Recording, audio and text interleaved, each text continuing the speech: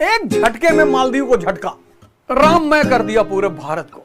ये दुनिया में एक ऐसी चीज है जो आप किसी को दे नहीं सकते। लालू यादव, भारत और बिहार की राजनीति पर दबदबा रहा उस आदमी का। अयोध्या बनेगा पूरी दुनिया का निर्वाण स्थल। अपने को सुधारना, अपने को उन सब से बाहर निकालने का तुम रास्ता सोचोगे। जहां चुनौती है वहां रास्ता भी है। मैं मोदी जी को व्यक्तिगत तौर पर दिल से बहुत मानता हूं। विवेक जबरदस्ती नहीं दे सकते। कुछ ऐसा सिखा दूं कि तुम्हारा अपना विकास हो, खुद का। भाई है तुम्हारा, सफलता और महत्वाकांक्षा के 4 भाई। रील्स शराब से भी ज्यादा खतरनाक हो गई है लोगों के लिए। आपने स्क्रॉल करना शुरू किया मोबाइल, कब 3 घंटा बीत गया आपको पता ही नहीं चला।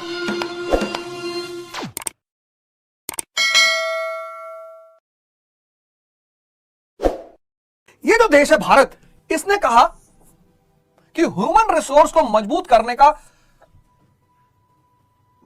2 रास्ता। पहला रास्ता ध्यान और दूसरा रास्ता विद्या। ध्यान को इसने अनिवार्य कहा, कंपलसरी। विद्या को अनिवार्य नहीं कहा, क्योंकि ऐसे बड़े सारे एग्जाम्पल हैं जिन्होंने शिक्षा लिया ही नहीं। कबीरदास सबसे बड़ा एग्जाम्पल।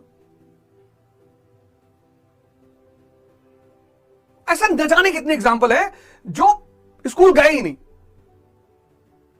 पर उन्होंने बहुत बड़े बड़े काम किए, अमर है।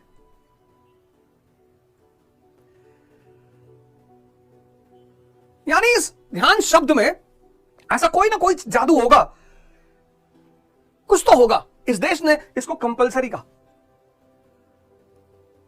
और विद्या के साथ तो एकदम कंपलसरी कहा। आज आप लोग देखो, तैयारी कर रहे हो, पढ़ाई कर रहे हो। मैं हिंदुस्तान का एकमात्र कोच हूं जो बिलीव करता है कि यार तुमको तुम्हारे पैर पे खड़ा कर दूं, कुछ ऐसा सिखा दूं कि तुम्हारा अपना विकास हो, खुद का। जैसे मेरा हुआ, मैं अंधकार से बाहर आया।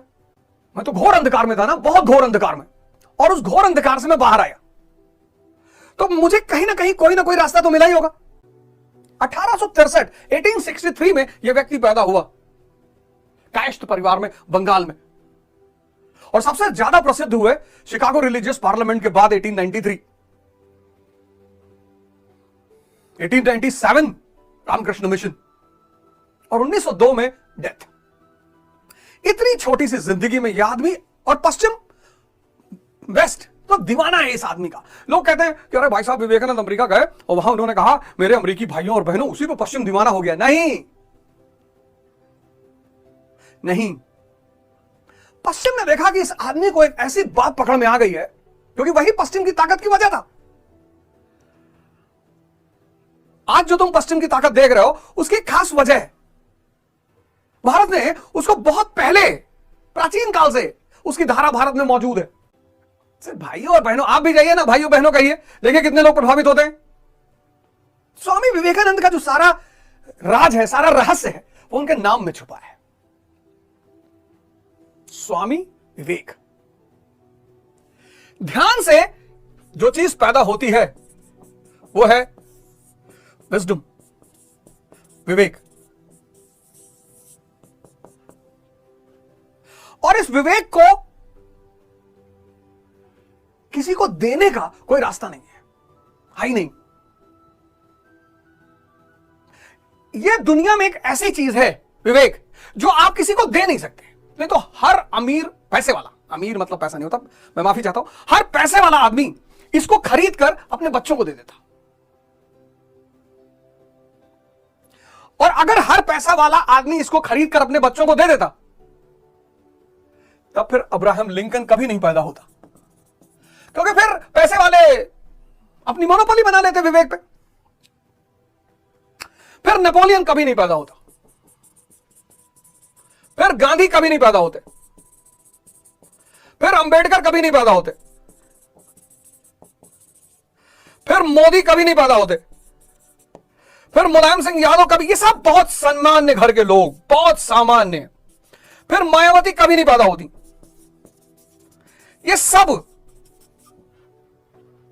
ये सब बहुत अति सामान्य घर के लोग। ये कौन सा दून स्कूल में पढ़े हैं? ये सारे के सारे लोग कौन सा बहुत प्रसिद्ध स्कूलों में पढ़े हैं? तुम विद्या तो जबरदस्ती दे सकते हो, विवेक जबरदस्ती नहीं दे सकते, क्योंकि विद्या बाहर से आती है, विवेक अंदर से आता है। ये दोनों में सबसे बड़ा डिफरेंस है, ये दोनों में सबसे बड़ा। इन सारों के पास, ये जितने सारे लोग हैं, इनके पास अच्छा स्कूल भले नहीं था, लेकिन इन सब के पास विवेक था, और उस विवेक ने इनको कितनी उपलब्धियां दी। और यह पैदा किससे होता है? यह पैदा होता है ध्यान से। इसलिए आप टेबल रटवा सकते हो, आप बच्चों को टेबल रटा सकते हो, फॉर्मूले रटा सकते हो, नोट्स रटा सकते हो, पर विवेक के लिए क्या करोगे?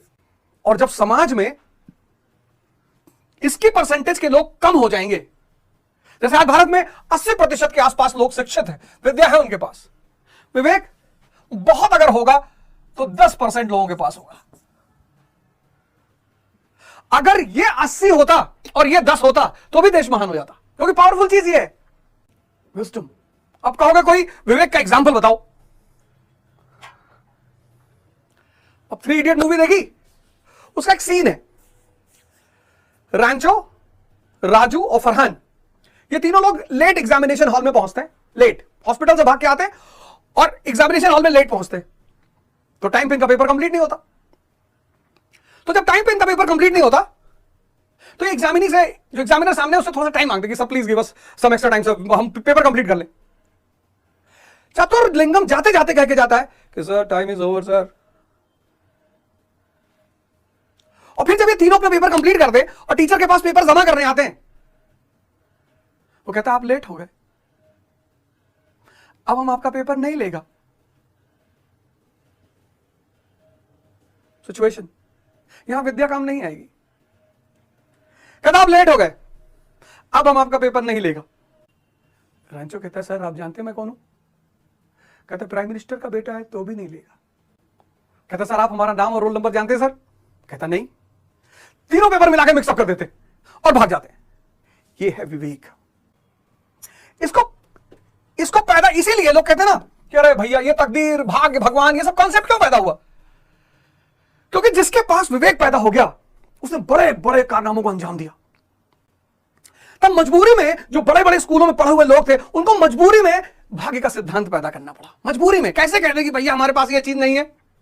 अब हिंदुस्तान में कितने राजनेता हैं जो राजा फैमिली से हैं, आपको तो पता ही होगा। और वो राजा फैमिली के राजनेता एक सामान्य परिवार से आए हुए प्रधानमंत्री के भजन गाते रहते हैं, हमारे यशस्वी प्रधानमंत्री, हमारे यशस्वी प्रधानमंत्री। अब वो कैसे कह दे कि हमारी शिक्षा में त्रुटि रह गई? मैं तो जब ये सीन देखता हूं भारत के रजवाड़ों से आए हुए राजनेताओं को यशस्वी प्रधानमंत्री का मजीरा बजाते हुए, मुझे बहुत अच्छा लगता है। मैं मोदी जी को व्यक्तिगत तौर पर दिल से बहुत मानता हूं। इसीलिए जो आदमी राजाओं के घर के लड़कों से मजीरा बजवा दे, ये उपलब्धि है सर। सर ये उपलब्धि है सर। जिन राजाओं के घर में आज भी लोग जाके जिले इलाही के, आपको हो सकता है ना दिखाई पड़ता हो, मुझे तो दिखाई पड़ता है सर। एक झटके में मालदीव को झटका, एक झटके में। हो सकता है दुनिया दिल्ली भूल गई हो, लक्षद्वीप सबके दिमाग पे है। राममय कर दिया पूरे भारत को, पूरे भारत को राममय कर दिया। बहुत अच्छा, बहुत अच्छा। अयोध्या बनेगा पूरे दुनिया का निर्वाण स्थल।